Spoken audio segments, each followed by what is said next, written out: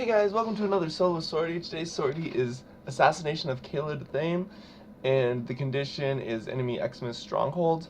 So I'm really excited about today's sortie because I haven't gotten to do one of these yet. And there's a lot of cool frames that make this a lot easier or different. One of them is Volt, another is Oberon. I'm going to be using Oberon because I think it's going to be the most effective for most people. So I'm going to do this first. I might do another one with Volt, but I'll explain why in the mission, why Volt's good too. But yeah, so here's my Oberon build. You basically just want some strength to be able to heal. 100 adrenaline is really important to keep your energy up. A little bit of range is really nice, so your hallowed ground is big enough to cover the whole middle platform, because that's where we're going to be standing and shooting stuff. As far as these go, it really doesn't matter. I like just taking my tankiest ones. This is probably Arcane Aegis and Arcane Guardian, but right now I'm using a sniper, so I'm actually going to put on Arcane Momentum. This is going to actually increase my DPS quite a bit because of how much reload speed it'll give me, 75%. It does have diminishing returns with my Rubico, which this has reload speed. If you don't have a Riven here, this would be primed fast hands or fast hands if you don't have that. So at this point, like, we're getting pretty serious diminishing returns, but you can still definitely tell that it's increasing. But anyways, here's my build for the Rubico. This is optional to have 100 munitions here or not. I think it's probably going to be stronger with 100 munitions, so I'm going to be running this build. Oops, except for this needs to be radiation, so that will be heat.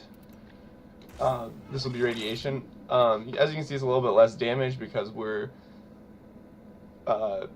reducing multi-shot by 60%. So instead of basically doing 2 shots a bullet, instead of doing 3 shots half the time and 2 shots the other half, we're doing 2 shots all the time. So you can see that's I don't know, you can do the math. But basically I think 100 munitions is going to do a ton more damage. And it should proc consistently, since even without this Riven, we can see we have really good crit chance, so it'll proc pretty consistently. Each bullet from multi-shot can proc, I believe. So yeah, so the Rubico is going to be great for this. You could use whatever your strongest sniper is, or just whatever your strongest gun is in general. If you wanted to use an assault rifle here, you'd probably need carrier prime or primed ammo mutation, because you'll be running into ammo efficiency problems. But it would be nice for stripping armor. But the other thing you can do is use the Maradetron for stripping armor, or just any good status shotgun that you want to put corrosive on. So another one, I think they can hit 100, is the Twin Roga, but it just doesn't have quite as good a fire rate. So yeah, I'm going to be using this build to strip armor. If you don't have a Riven here, that's no big deal. Just put on Lethal Torrent, or you can put on Reload Speed, or whatever. Really, it's up to you. Another thing that'd be good is just putting on more Toxin or Electric damage to make your Corrosive a higher percentage of the total damage. So right now my Riven sadly has Cold, so it's making Blast higher, but if you make Corrosive higher, then Corrosive will proc more than Blast.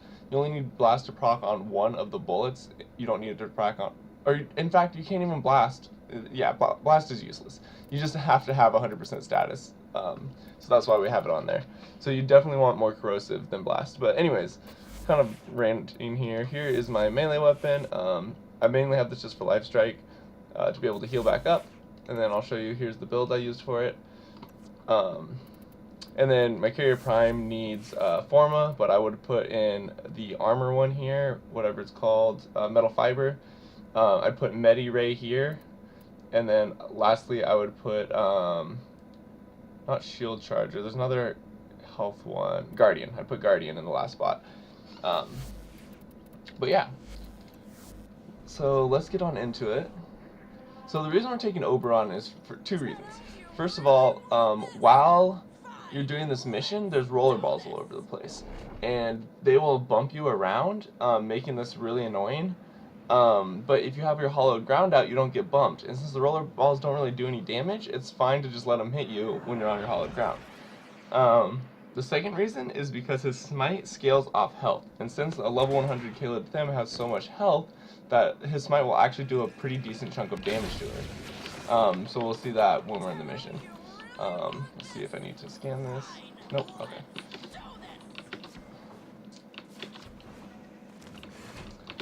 So yeah, another reason I was going to use Volt is for 2 reasons. First of all, he has his shield, which can prevent her rockets from hitting him, so he stays really safe while he's fighting her. And he can also shoot through them, giving a crit damage buff, so that's really good for crit weapons like the Rubico, which is one, or whatever crit weapon you may be using for the fight. Blanca, any other sniper, even like a lot of the shotguns are crit. Some of them are status, but I probably wouldn't use those fighting Kela De Thaym. I'd only use crit weapons really. Just want high damage numbers. But yeah, so okay, what was I gonna say about Volk? Oh yeah, the other thing that Volk can do is he can put a shield directly on top of his head. What is going on with this waypointing? Yeah. I wasn't paying attention. But anyways, so the other thing you can do is you can put a shield directly over his head during the second phase of the fight, which is when a bunch of meteor strikes come down and you have to shoot the whatchamacallit, the little like rotating plates or whatever. If he puts a shield directly over his head and stands still, then he won't get hit by those. They'll run into his shield. This works really well in solo, but it doesn't work very well in team because you can't really get your teammates to all stand in the same point. But you can run away from your teammates and stand like near them. So see, here comes all these roller balls, right? So I'm just gonna stand on this plate, and you can see the roller balls. They hit me. They don't really do any damage, and they don't knock me either. So yeah, we just have to. Oh, also it's probably easier to use the Maridetron for this because you can just kind of fire it towards the middle, and it should hit. Oh no, just kidding. It's not that big of a spread. I thought it would be. But anyways, yeah. So, oops. So we want to put on our renewal. This will keep us alive. Oh, and I can't jump. There we go. Alright. And then we just start stripping our armor.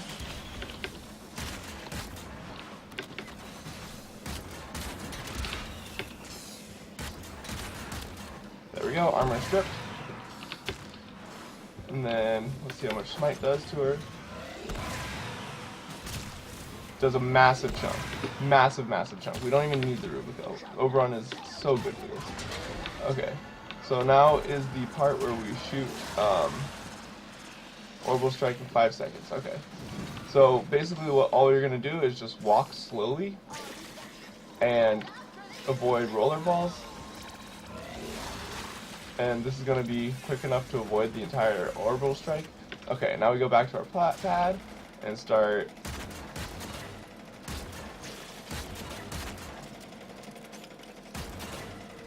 This is definitely much easier with the Ignis Wraith or an assault rifle. The Ignis Wraith doesn't go through walls anymore, so it's not as good as it was. Where is she? Oh yeah, she's up. Oh, okay, I guess we already did nothing. Oh, that's right, I'm being dumb. You have to do all 4 of these plates, not just one.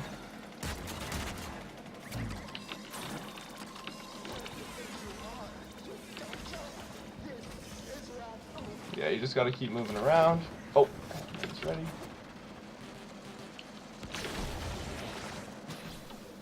Fuck. I'm out of energy, so I missed that opportunity.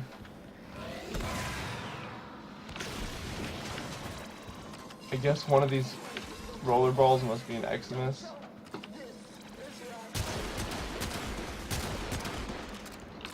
I'm not sure. I don't know. Okay, so. Okay, now go to another one.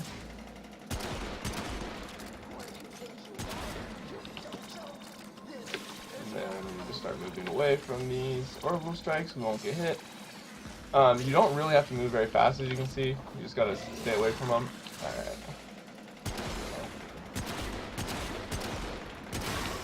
Then we should have one more.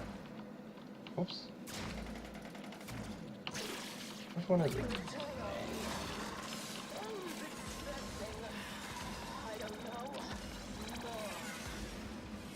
Okay. There we go, this one.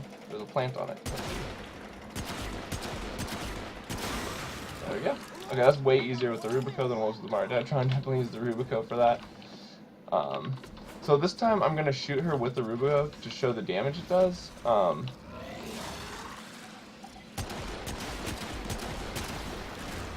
See, the slash procs are taken away. It's still pretty good damage. Maridetron is mainly just for stripping our armor. So now that our armor's back, we can re-strip it with the Maridetron. And you don't technically want to strip it all the way. Whoops, I gotta start jumping around. I'm getting hit by the rockets. Because then you won't get the 75% damage bonus from the radiation damage on your Rubico. Oh, I didn't have renewal up. That's why I was dying. Okay. So when she jumps to you, you kind of just want to jump away. And you definitely want to avoid the rockets too.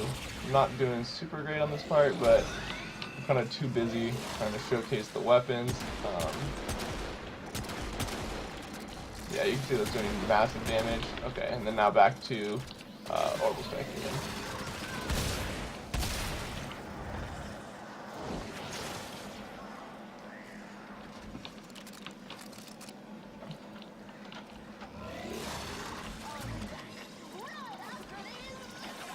And as you can see, these little edge paths have been knocked down, so you can't walk as easily around in circles anymore, but you can still kind of do it. Okay. There's one.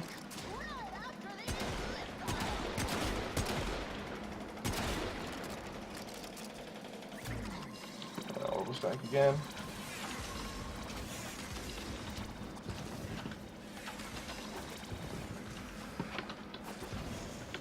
And if you want, you can count how many times that happens to be a little faster. It is consistent.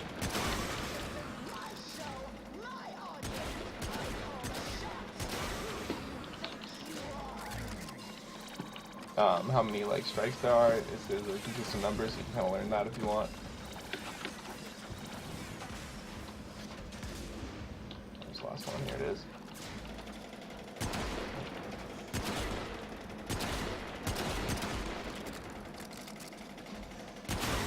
Sweet. Okay, now she should come back out. So I showed you how to use the Rubico on the last one. I don't know if it's even worth stripping the armor with the Maridetron. Seems like we took a lot of deaths trying to do that, but let's just go back to using Smite, since that works really well. Oh, we might need to strip the armor before using Smite. Yeah, we gotta strip the armor before using Smite. Okay, so let's go back to Maridetron, start stripping armor, keep jumping around so we don't get hit.